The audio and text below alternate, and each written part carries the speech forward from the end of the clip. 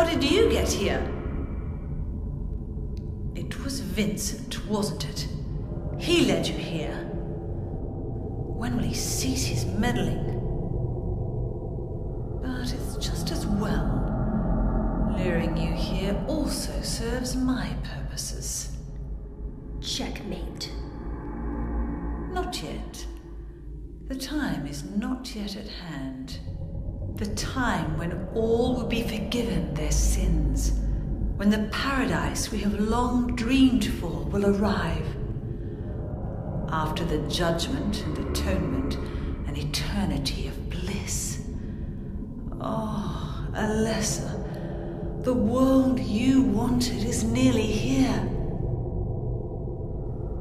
That's not what I want. Not you. Alessa, your true self. But I am Alessa. My little Claudia, my dear sweet sister. Alessa, is it you? Oh, how I've missed you. I don't need another world. It's fine the way it is. But you said it yourself. The world must first be cleansed with fire. But that's not what I want now. Alessa, don't you want happiness? Have you become blind to all the hopeless suffering in the world? We all need God's salvation. Listen, suffering is a fact of life. Either you learn how to deal with that or you go under. You can stay in your own little dream world, but you can't keep hurting other people. Besides, I'll never forgive you for hurting my father.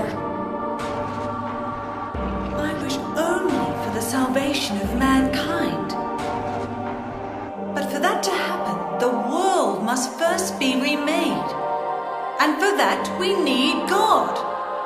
You self-righteous witch! No one asked you to help! What's growing within you? You despise me, don't you? You're damned right I do! That's good.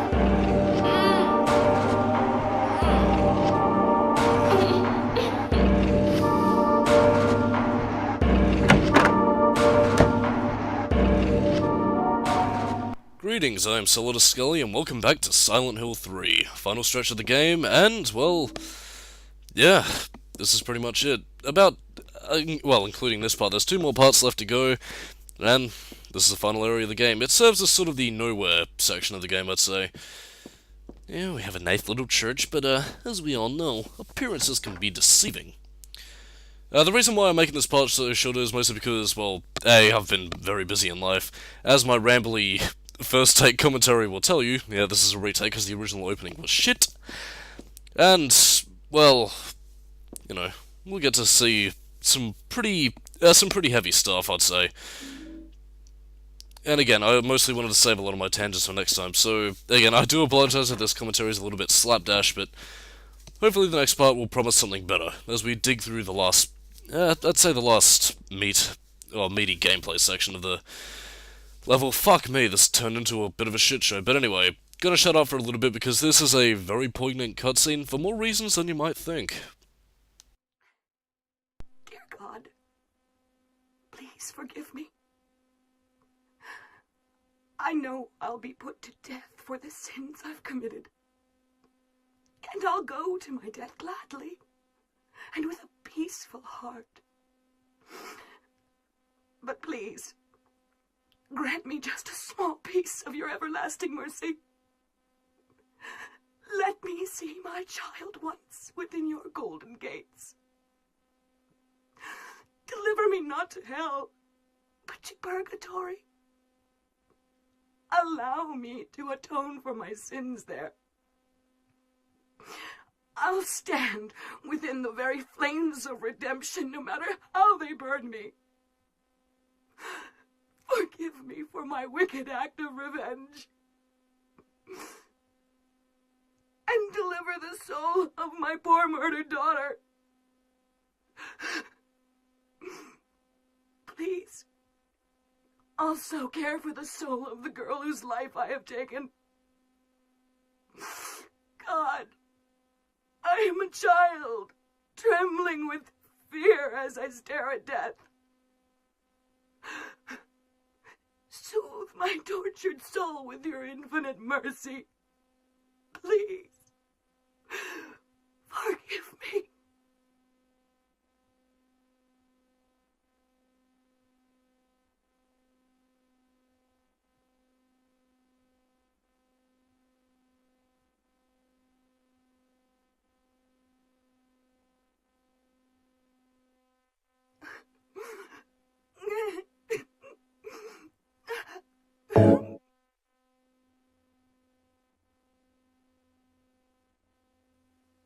I forgive you.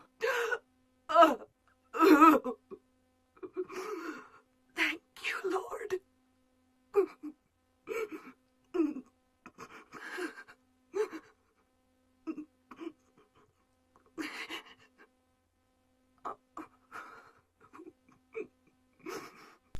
This scene is very poignant for more than a few reasons, and again, I'm sorry to cut it in the middle of a cutscene, although there isn't really any dialogue, so I think I can discuss this. I just wanted to let it play out just so you could really kind of feel, well, the emotion of the scene anyway.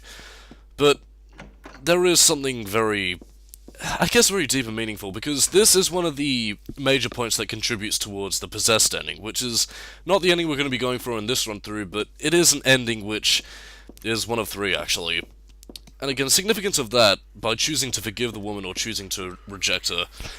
First of all, again, to describe, or at least to get a few things out of the way, a lot of people theorize that that's actually meant to be Dahlia Gillespie. Considering how she was, and, well, also how Leonard was, and how dedicated they were to the cult, I'm gonna say no to that little fan theory.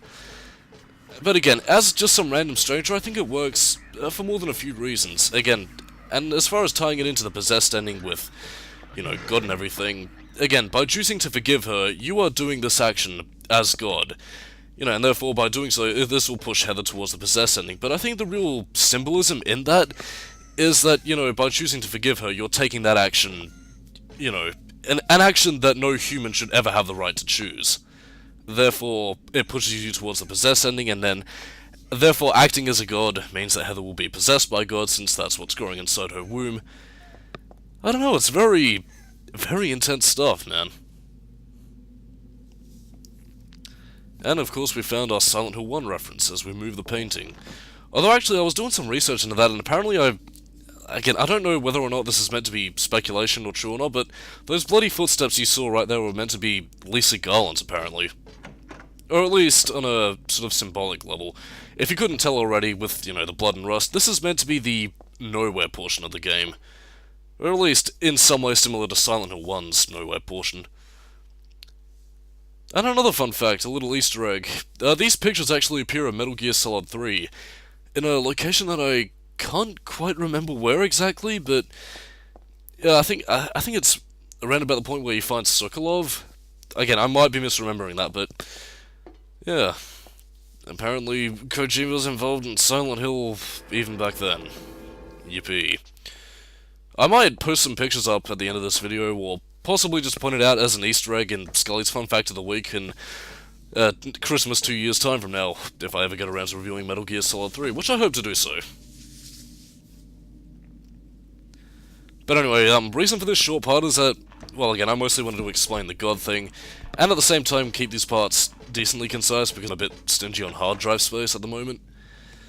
And also, I do apologize for the week-long break. Well, I mean, I broke it up with a Q&A section, which I'm going to be answering quite soon, but again, life has been pretty rough recently, so, you know, I'm trying to manage as best I can, even if my video output has been horrible this year. By the way, the missionaries become regular enemies. They're not really that dangerous, though. I mean, you can quite easily outrun them if you have the mind to. Just be on your guard. And of course, what safer place to hide than a library? Oh, it's nice and safe and cozy. We can cuddle up with a book. Maybe read some Stephen King. I'm sure they've got plenty of novels. Carrie, Gerard's Game. It. And this basically goes into demonology. Actually, one of the more interesting facets, I believe it's here, I don't know if it's this specific book, but you actually do begin to find out about the Halo of the Sun and how different versions of it mean different things. Like, apparently, if it's a blue Halo of the Sun, that is in rejection of God, whereas the red Halo of the Sun, as you've seen all throughout the game as a save point, is in... I don't think it's in praise, or if it's in... if it's in respect towards God. And I believe there was another one. It was like a yellow Halo of the Sun. I completely forgot what it is. I'll probably clarify on our next part if I go over the tangents again, but it is very interesting to see, and it's a certain plot point that'll become very relevant towards a character that we'll be seeing, well, up in the next cutscene. So, I apologize for this rather rambly part. It has been a little while, so yeah, I'm Solidus-Skully, keep it new metal, and I'll see you next time for the Silent Hill 3 commentary for more interesting tangents. I hope. Catch you next time.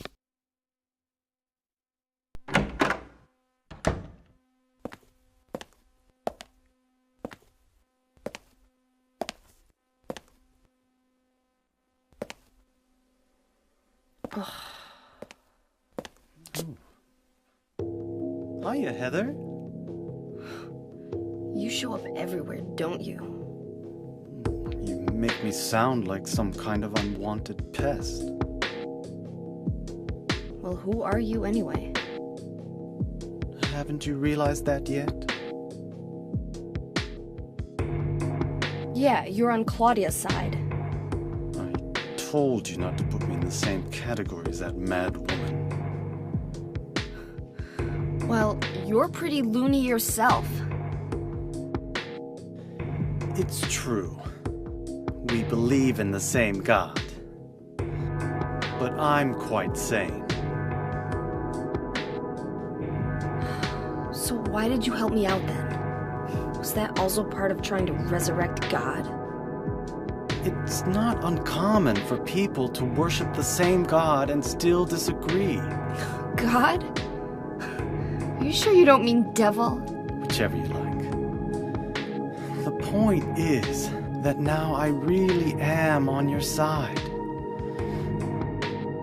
I don't want God to be born. Wouldn't be convenient. Much too unpredictable. So you've been using me to stop Claudia, is that it? Do your own dirty work. My dirty work? I think we both had our own interests in mind. You hate her too, don't you? You're the only one who can get it done. I don't have powers like you two.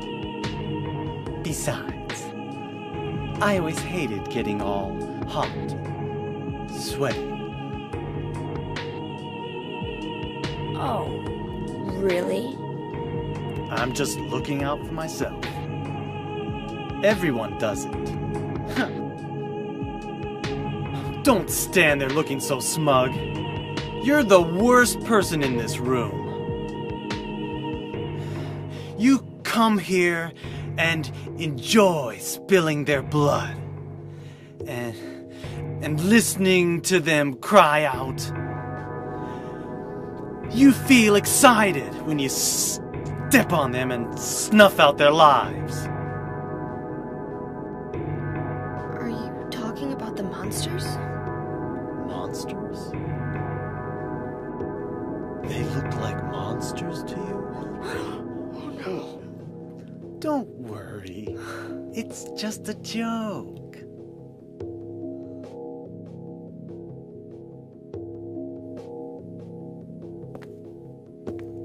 By the way, I forgot to ask you. Did you get the Seal of Metatron? What's that? You don't have it? Leonard was carrying it! You mean this thing? Yes, that's it. As long as we have that, we're fine. Here, take this.